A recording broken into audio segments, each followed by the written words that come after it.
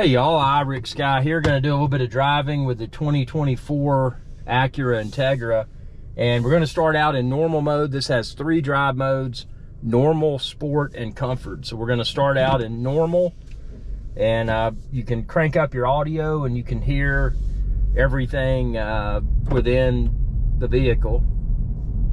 I'm going to shut my trap so you can hear.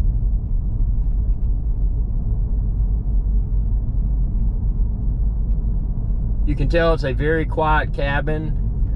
There are some cars in the luxury segment that are a little bit quieter, but on highway, and we'll get on the highway in this too, the wind noise is minimal. You do feel and hear the road, but that's something I would expect because I want to have that connection with the road while I'm driving this vehicle. So it's in my opinion the perfect so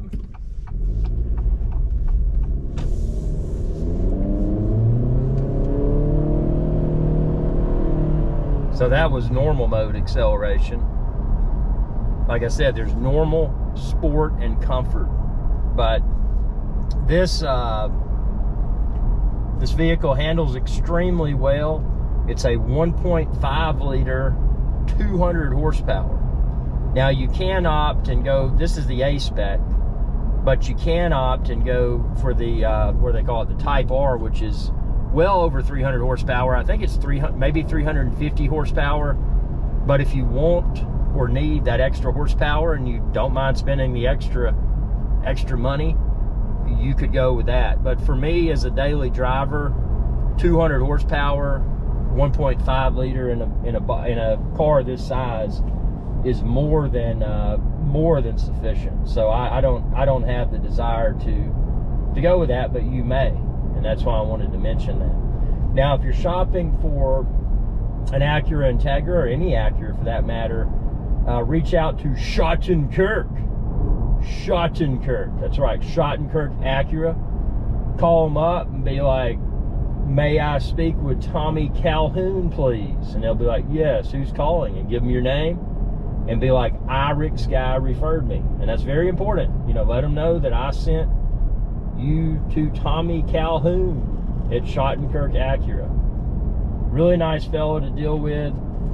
Very, extremely knowledgeable when it comes to Acura vehicles. Knows a ton more than I do. And this is my first Acura. I've been with the Germans. I've been with Mercedes, BMW, Volkswagen. I've owned Audi, 2 Audis, Audi A3, Audi A4, Volkswagen Jetta, Volkswagen Passat, BMW 3 Series, I forget which model, it was several years ago, BMW 1 Series, which was several years ago. I think BMW's even discontinued the 1 Series. That was a long time ago. And then the Mercedes, I just had that, what do you call it, the compressor, the C-Class, whatever it was. Out of all the Germans, that Mercedes was the biggest disappointment, and that was many years ago. But due to all of the electronics issues that I've encountered with the Volkswagen and the Audi, every Volkswagen Audi I had at least one electronics issue, and it just got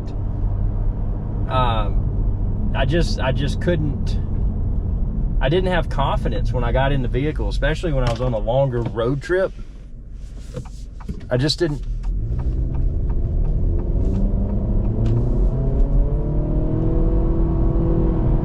So that's normal mode again. We're going to get into sport mode here in a minute. But normal mode is no slouch. Comfort, you know, you're driving around town, you're going to the grocery store, you're like, hey man, got to pick up some bacon, dude.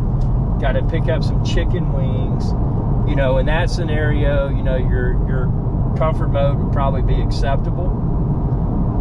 And I will use comfort mode when I'm doing that because I love chicken wings in the air fryer. And you know, I'll put my vehicle in comfort mode and go and get my wingettes and my drumettes to throw in the air fryer. Now we're gonna put this sucker in sport mode here. Obviously obeying all speed recommendations. So now it's in sport mode.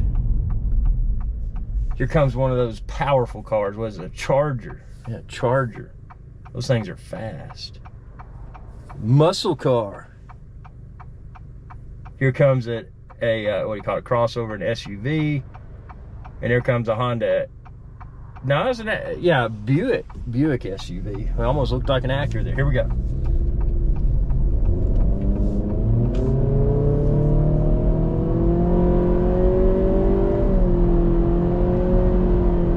Yeah, man, it's not going to disappoint. So if speed is of concern, now I will tell you, the speed or the acceleration 0 to 60 on this, and it does have paddle shifters. We can get into that and explore the performance using the power shifters.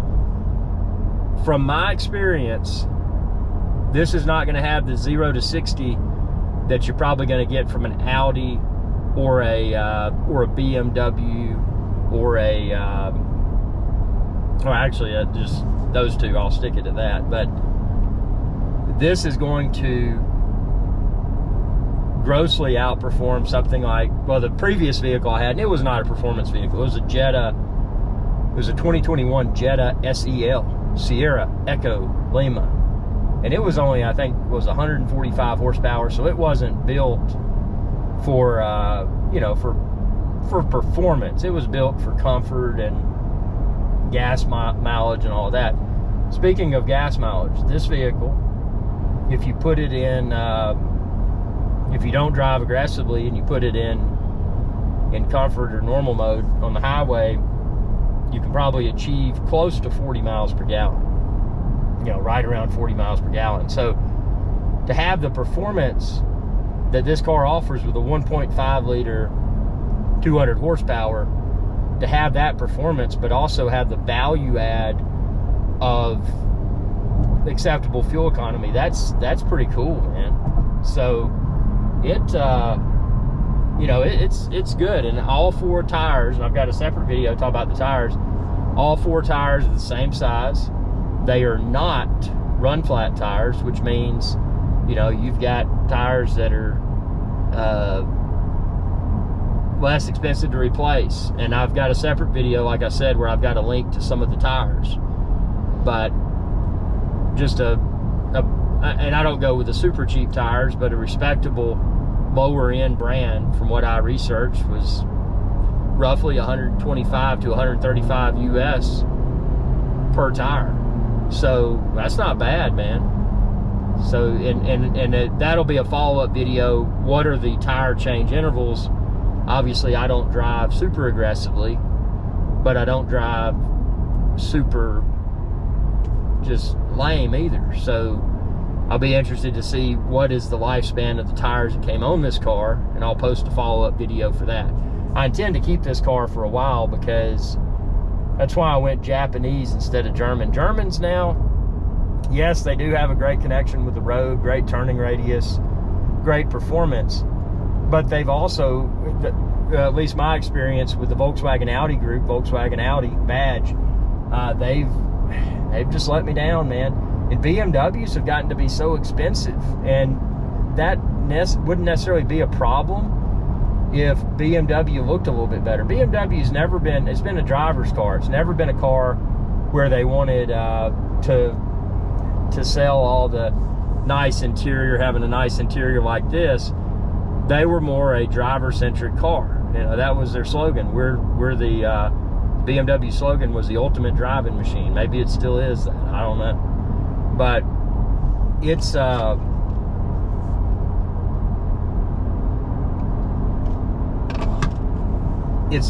hard for me to look at a 2 Series base model,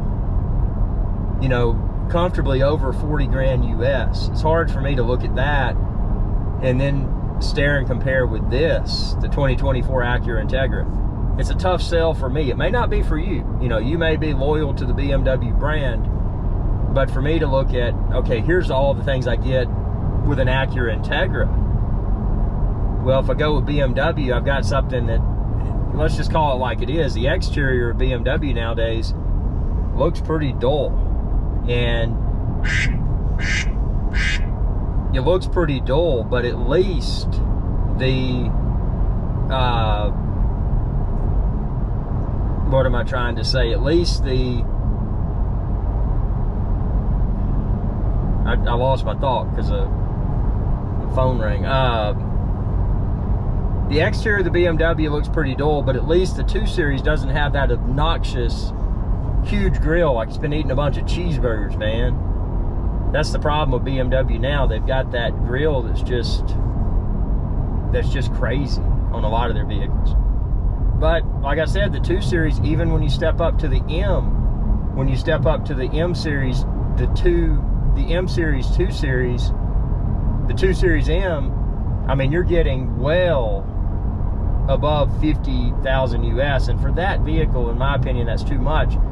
And the M package does not add a lot of cosmetics to it. I mean, it's very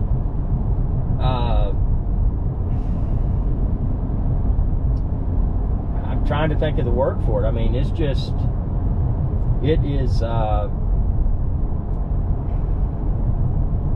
it's just very boring.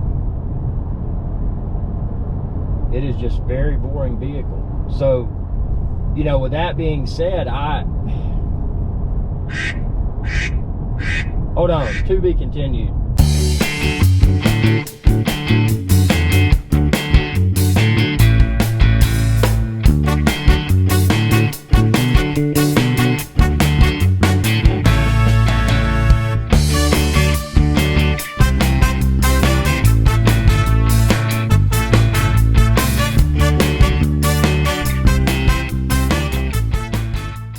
Hey y'all, Irix Guy here. I hope you enjoyed this video, and please be sure to subscribe to my channel, and when you do, ring that bell icon to be notified whenever I post another video. Thanks for your viewership, and y'all have a good day.